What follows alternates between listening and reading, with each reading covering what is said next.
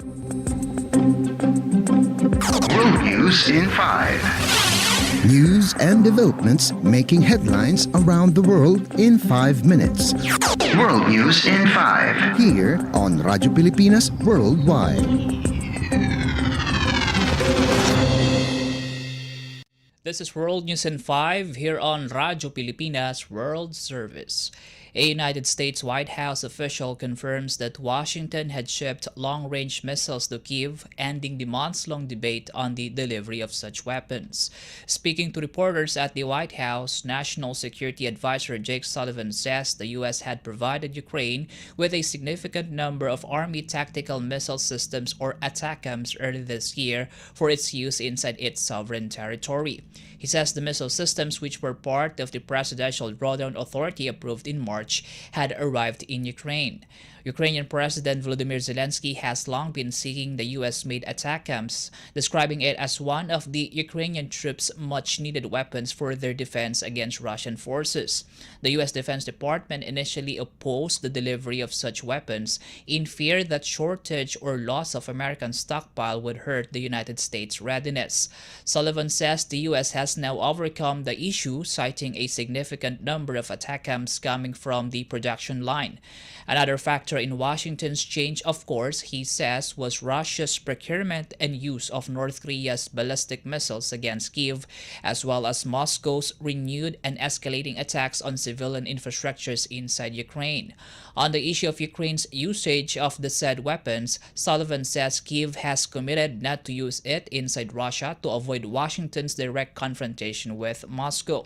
With the signage of a major military package for Ukraine on Wednesday, Sullivan says the U.S. will provide additional ATACMS to Kyiv, including those weapons and ammunitions that have been sent to Ukraine since 2022.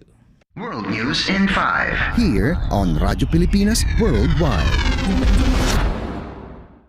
In other news, Cuba has apologized to Canada after its local authorities accidentally sent the remains of another man to a Canadian family grieving the loss of their loved one who died on the Caribbean island due to heart attack last month.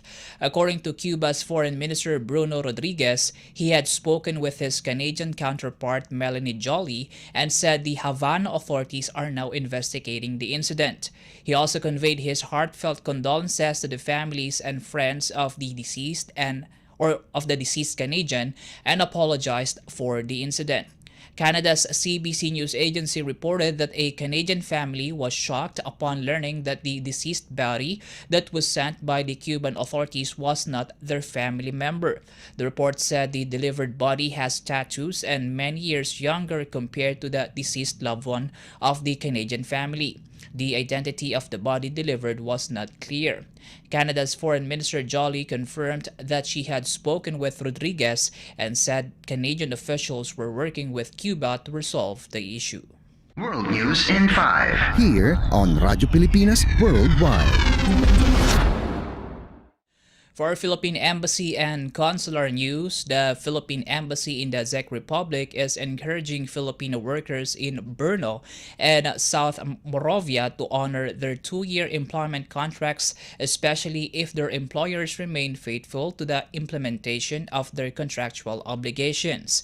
The embassy made the call during the 2-day consular outreach program in the Zekia city on April 19 and 20. Together with Petra Silavska, head of the Foreign Employment Unit of the Ministry of Labor and Social Affairs, or MPSV, Philippine Ambassador Eduardo Meñez reminded Filipino workers that while they have the right to seek better salaries and benefits under the law, they also have the obligation to fulfill their contracts. He likewise cautioned Filipino workers to be more careful and discerning in transferring to new employers so as not to fall victim to bogus or non-existent job opportunities or employment schemes. About 70 newly arrived Filipino workers attended the post-arrival orientation seminar that was held at the Grand Hotel Brno. The seminar, the first of a quarterly series for the current year, discussed the consular and labor-related services of the embassy. Prior to the seminar, Ambassador Meñez, Minister and Consul General Indira Banyares, and Attaché Llewellyn Perez held a meeting with officials of a major employer of Filipinos in Borno, MPSV, and Grape Care Limited to discuss challenges and opportunities of Filipino workers in the province and to jumpstart the process of realizing the intent of the joint communique on the establishment of a labor consultations mechanism that was signed during the state visit of President Ferdinand R. Marcos Jr. in Prague in March 2024. To date, there are 1,297 Filipinos in South Moravia, and the majority are workers under the Czech government's economic migration program in Borno, according to the embassy. World News in 5. Here on Radyo Pilipinas Worldwide. You just heard World News in 5 here on Radyo Pilipinas World Service. This is Peñano. Good day. World News in 5. News and developments making headlines around the world in 5 minutes. World News in 5. Here on Radyo Pilipinas Worldwide.